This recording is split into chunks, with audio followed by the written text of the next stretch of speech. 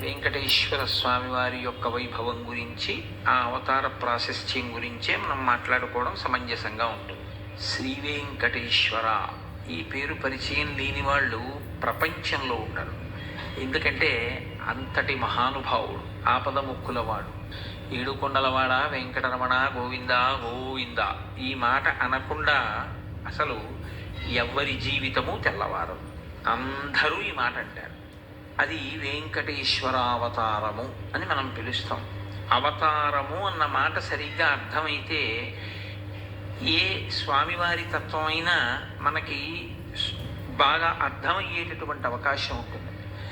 అవతారము అన్న మాట మనం తరచుగా వాడుతుంటాం. రామావతారం, కృష్ణావతారం, పరశురామావతారం, వామనావతారం, ఇలా ఆ మూర్తి ఏ పేరు చేత పిలవబడింది అన్నది చెప్పి చివర అవతారము అని ఒక మాట వాడతాం. అవతారం అనగా ఏమి అంటే తార, ఈ మాట మీరు వినుంటారు. తారాస్థితి అని, తారాస్థితిలో పాడుతున్నారండి అంటారు. అంటే బాగా పైకి ఉన్నటువంటి స్థితి.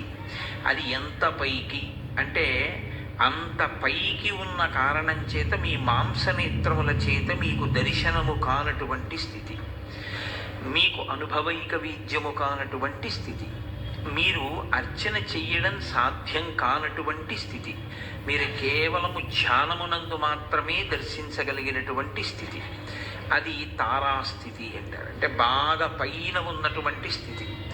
అంత పైన ఉన్నటువంటి స్థితిలో ఉన్నటువంటి పరమేశ్వరుడు మన కొరకు అందుబాటులోకి రావడం కోసం బాగా కిందికి దిగి వచ్చాడనుకోండి, అప్పుడు అవతారము అంటారు. తారాస్థితి, దానికి వ్యతిరేక పదం అవతార.